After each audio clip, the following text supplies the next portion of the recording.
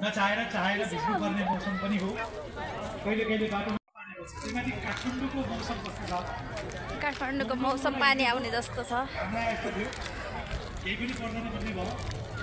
सँगै हुनुहुन्थ्यो तपाईँलाई यसो गर्छ केही पनि पर्दैन होला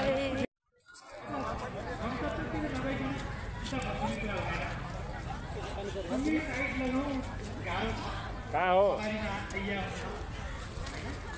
स्कुटर र विशेष गरी मोटरसाइकल चलाउनेलाई यो समस्या छ। हिँड्ने क्रममा बसेर घरसम्म विशेष गरी क्यामेरालाई समस्या छ। क्यामेराम्यानहरूलाई धेरै समस्या छ। जाम्लो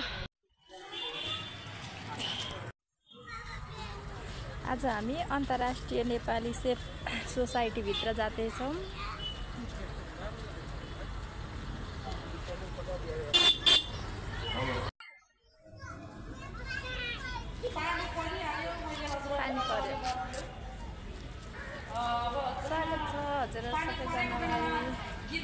अधिकांश सेफहरू हुनुहुन्छ। अधिकांश भविष्य यो कुकिङ क्षेत्रमा होटल सेक्टर्समा आफ्नो भविष्य बनाउन चाहेका विद्यार्थीहरू पनि उपस्थित देखिरहेको छु।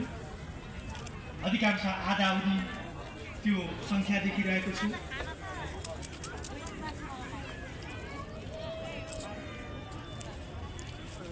म यतिखेर अनाउन्स गर्न चाहन्छु सेफ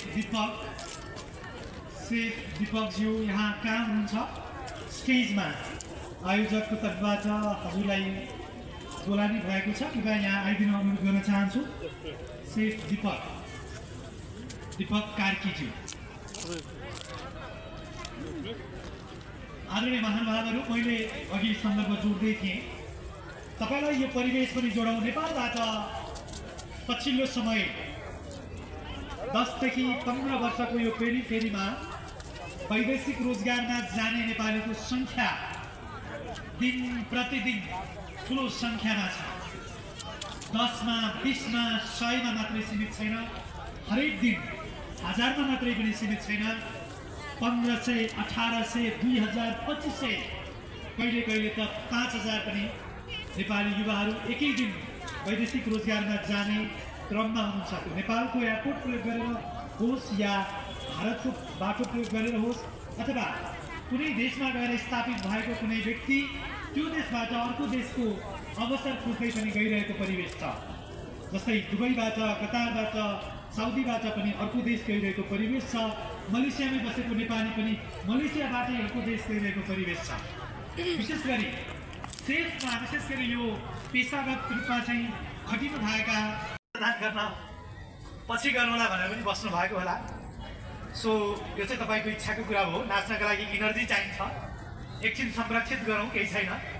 त्यसपछि हामी अर्को सेसनको कार्यक्रम गर्दै गर्दा हजुरहरू त्यतिखेर चाहिँ रक्तदान गरिदिनु अनुरोध गर्न चाहन्छौँ। हामीसँग अतिथि कलाकारहरू यतिखेर कृपया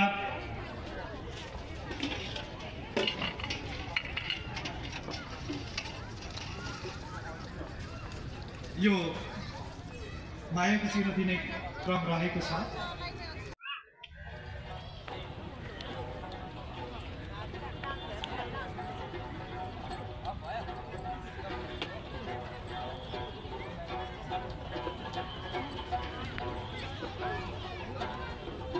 दाइ नछेल्दिनु न।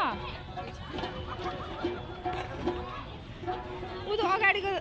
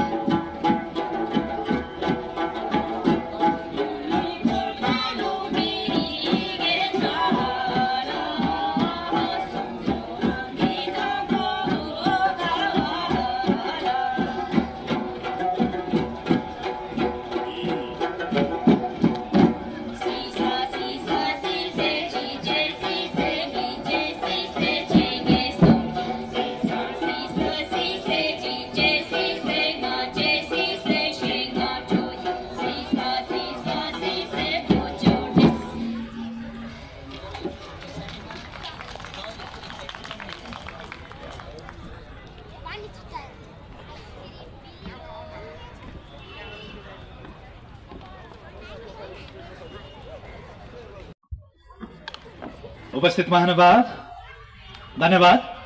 यही खालको माहौल हेर्नलाई हामी हिमाली भेगमा जानुपर्ने हुन्छ। आज हामीले काठमाडौँमै देखिरहेका छौँ। पक्कै पनि यो खालको समारोह, यो खालको कार्यक्रममै यो खालको झाँकीहरू यो एउटा बिरलै देख्न पाउने कुराहरू हो।